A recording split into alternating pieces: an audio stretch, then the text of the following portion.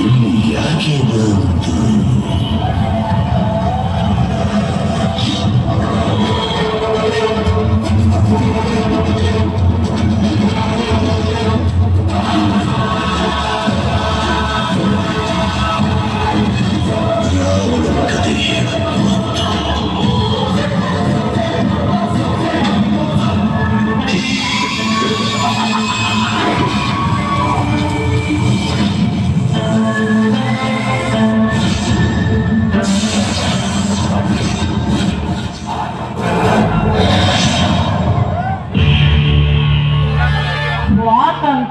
ಸ್ವಾತಂತ್ರ್ಯ ಸ್ವಾತಂತ್ರ್ಯ ಎಲ್ಲಿಗೆ ಬಂತು 47ರ ಸ್ವಾತಂತ್ರ್ಯ? ಯಾರಿಗೆ ಬಂತು 47ರ ಸ್ವಾತಂತ್ರ್ಯ? ಸ್ವಾತಂತ್ರ್ಯ ಸಿಕ್ಕು 80 ವರ್ಷಗಳ ಗತಿಸಿದರು ಇನ್ನು ಭಾರತೀಯ ಬಡ ರೈತರಿಗೆ ಸಿಗಲಿಲ್ಲ ಬಂಧನದ ಮುಕ್ತಿ. ಸ್ವತಂತ್ರವಾಗಿ ಬದುಕುತ್ತಿರುವ ಭ್ರಷ್ಟ ಶ್ರೀಮಂತರಿಗೆ ಸಿಕ್ಕಿದೆ ಸ್ವಾತಂತ್ರ್ಯ.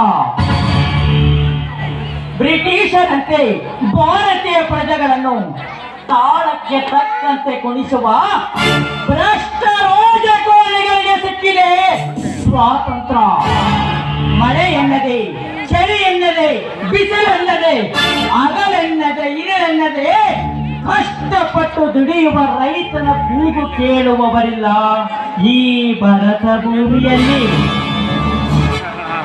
ಇನ್ನು ಕೃಷಿ ಭೂಮಿಯಲ್ಲಿ ವ್ಯವಸಾಯ ಮಾಡುವ ಕೃಷಿ ಕಾರ್ಮಿಕರಿಗೆ ಸಿಗಲಿಲ್ಲ ಸ್ವಾತಂತ್ರ್ಯ.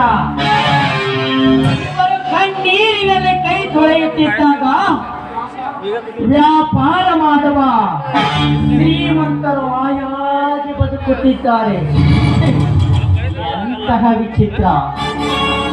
ಆದರೆ ಇದನ್ನು ಲೆಕ್ಕಿಸದೆ ತಮ್ಮ ಸೀಟು ಓಟಿಗಾಗಿ ಬೀದಿ ನಾಯಿಗಳಂತೆ ಬಂಡ ರಾಜಕಾರಣಿಗಳು ಮಾಧ್ಯಮದಲ್ಲಿ ಇವರನ್ನು ಹಗಲು ರಾತ್ರಿ ನೋಡುತ್ತಾ ಕುಳಿತರೆ ಇಂಥವರನ್ನು ಸುಟ್ಟು ಹಾಕಬೇಕೆನಿಸುತ್ತದೆ ನನ್ನ ಶೋಕ್ತಿಯ ಜೀವನದಲ್ಲಿ. ಆದರೆ ಏನು ಮಾಡುವುದು? ಕಾನೂನು ಎಂಬ ಕವಚ ನಮ್ಮಂತ ಕಡುಬಡವರನ್ನು ಕೈ ಕಟ್ಟಿಗೊಳಿಸಿದೆ. ಆದ್ದರಿಂದ ಕಪಟತನದಿಂದ ಗಳಿಸಿರುವ ಶ್ರೀಮಂತರ ಆಸ್ತಿಯನ್ನು ಮೋಸದಿಂದ ವಂಚಿಸಿ ಸರ್ವನಾಶ ಮಾಡಲೆಂದೇ ಇಳಿಯತ್ತು ಹುಟ್ಟಿ ಬಂದಿರುವರು ಕಲಿಯುಗದ ಭಾರ್ಗವ.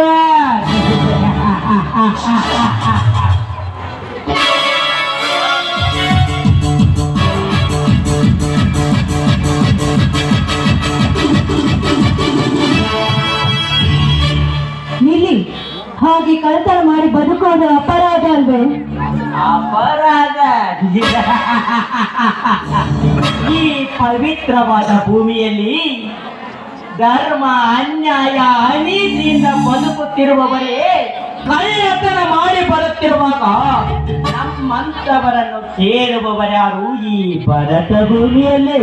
ಅಂದ್ರೆ ಕೇಳುವರು ಯಾರು ಇಲ್ಲ ಅಂತ ಕಂಡ ಶ್ರೀಮಂತರ ಮನೆಯಲ್ಲಿ ಕಳ್ತನ ಮಾಡಿ ಬದುಕಿದ್ರೆ ನಿಮ್ಮಂತವ್ರಿಗೆ ಈ ನಮ್ಮ ದೇಶದಲ್ಲಿ ಕಾನೂನಿದೆ ಅಂತ ಮರೆಯಬೇಡಿ ಮಿಸ್ಟರ್. ಕಲಿಕೆಯಲ್ಲಿ ತಾಸಿಗೊಂದು ಮಾತು ಬದಲಾಯಿಸುವ ಪುಂಡ ರಾಜಕಾರಣಿಗಳು ಇನ್ನು ಪೊಲೀಸ್ ಅಧಿಕಾರಿಗಳು ಕಳ್ಳತನ ಮಾಡಿ ಬರುವ ಕಳ್ಳರೊಂದಿಗೆ ಶಾಮೀಲಾಗಿ ಹತ್ತು ಹಣವನ್ನು ಕದ್ದು ಸುಳ್ಳು ಎಫ್ಐಆರ್ ಸೃಷ್ಟಿಸಿ ಮರುದಿನವೇ ಕಳ್ಳರನ್ನು ಮನೆಗೆ ಕಳಿಸುತ್ತಿರುವಾಗ ಕಾನೂನಿನ ದೃಷ್ಟಿಯಲ್ಲಿ ಕಳ್ಳತನವಲ್ಲವೇ? ಇಂಥ ಭ್ರಷ್ಟ ಅಧಿಕಾರಿಗಳೆಷ್ಟಿಲ್ಲ ಈ ನಿನ್ನ ಕಾನೂನಿನಲ್ಲಿ? ನಿಲ್ತೀಯ? ಕಾವಲ ಕಾಡುವ ಕಲಿಗೆಲ್ಲ ಕಾನೂನು ಅಳದಿರಿ. ಯಾರು ಮಾಡಿದ ತಪ್ಪಿಗೆ ಎಲ್ಲರನ್ನು ದ್ವೇಷಿಸುವುದು ಸರಿಯಲ್ಲ. ತಪ್ಪುಗಳನ್ನು ನನಗೆ ಕಲಿಸಲು ಬಂದಿರುವೆಯ ವೈಯಾರವೇನೆ?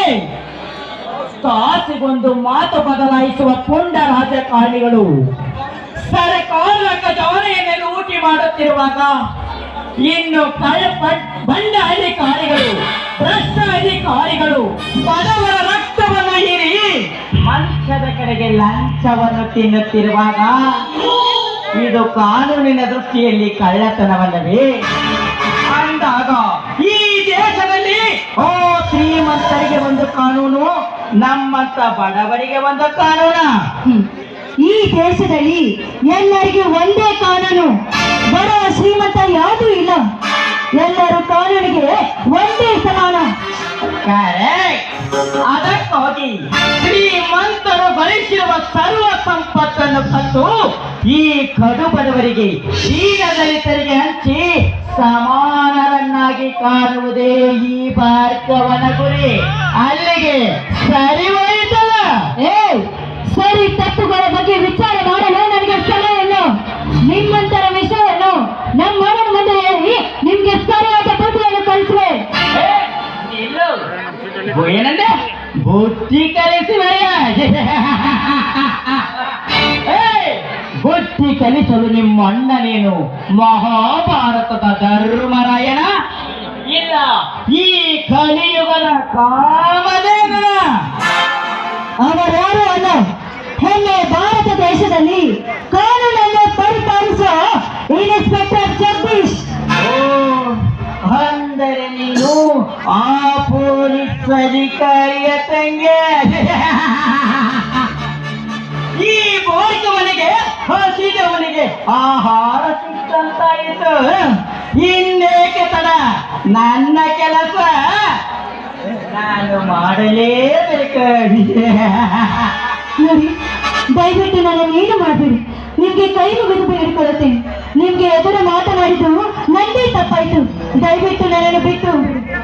ಈ ಭಾರ್ಗವ ಒಮ್ಮೆ ಬೇಟೆಗೆ ನಿಂತರೆ ಮುಗಿಯಿತು. ನನ್ನ ಮಾತೇ ನಾನು ಕೇಳಲ್ಲ. ಈ ಸಿಕ್ಕ ಸಮಯವನ್ನು ವ್ಯರ್ಥ ಮಾಡುವ ಮುಟ್ಟ ಭಾರ್ಗವನಲ್ಲ, ನನ್ನ ಕೆಲಸ. ನೋಡಿ, ದಯವಿಟ್ಟು ನಿಮ್ಗೆ ಎದುರು ಮಾತನಾಡಿದ್ದು ನಂದೇ ತಪ್ಪಾಯ್ತು. ಅದಕ್ಕೋಸ್ಕರ ನಿಮ್ಮ ಜೊತೆ ಹಾಡಿಕೊಳ್ಳುವೆ.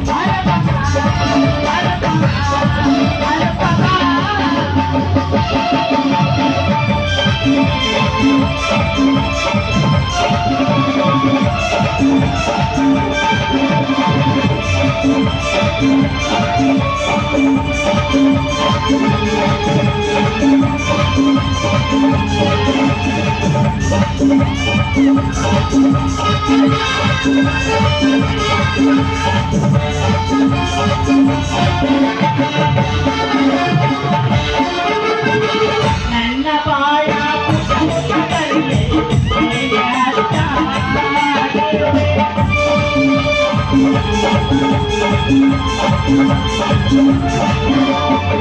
ನನ್ನ ಬಾಳ ಪುಟ್ಟದಲ್ಲಿ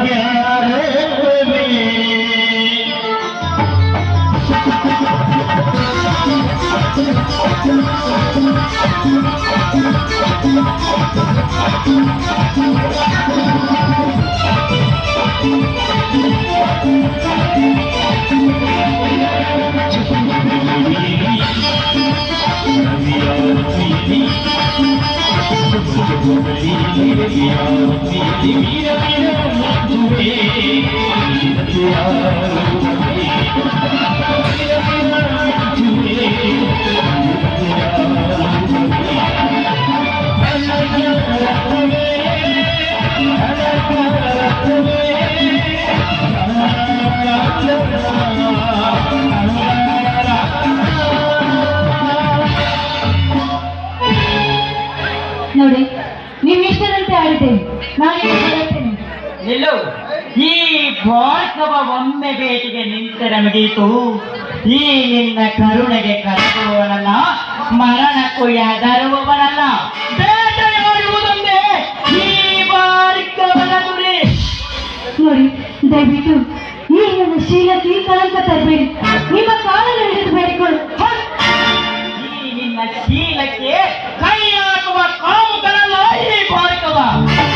ನನಗೆ ಬೇಕಾಗಿರುವುದು ಈ ನಿನ್ನ ಸುಂದರವಾದ ಮೈ ಮೇಲಿರುವ ಆಭರಣಗಳಷ್ಟೇ. ಬೆಚ್ಚಿಕೊಟ್ಟ ಬಿಡು. ಆಯ್ತು, ನಿಮ್ಮ ಇಷ್ಟದಂತೆ ನಾನು ಬಿಚ್ಚಿಕೊಡುತ್ತೇನೆ.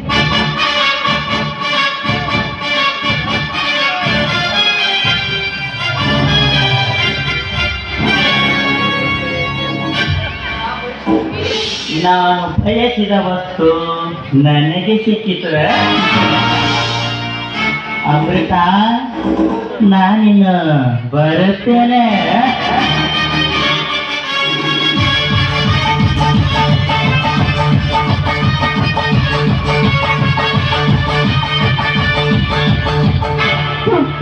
ಈ ನನ್ನ ಬುದ್ಧಿಗೆ ಬೆಂಕಿ ಹಾಕು. ಅವನ ಕೇಳಿದ ಒಂದು, ನಾನು ತಿಳ್ಕೊಂಡಿದ್ದೆ ಒಂದು, ಏನೇನು ಕಟ್ಟಿಸ್ಕೊಂಡು ಅವನ ಜೊತೆ ಆಡಿಕೊಂಡಿದ್ದೆ. ಇಲ್ಲಿ ಸಮಯ ಸಿಕ್ಕಾಗ ನಮ್ಮ ಮನೆಗೆ ಹೇಳಿ ಅವನಿಗೆ ಒಂದು ಕಟ್ಟಿ ಕಾಣಿಸಿದಾಯ್ತು.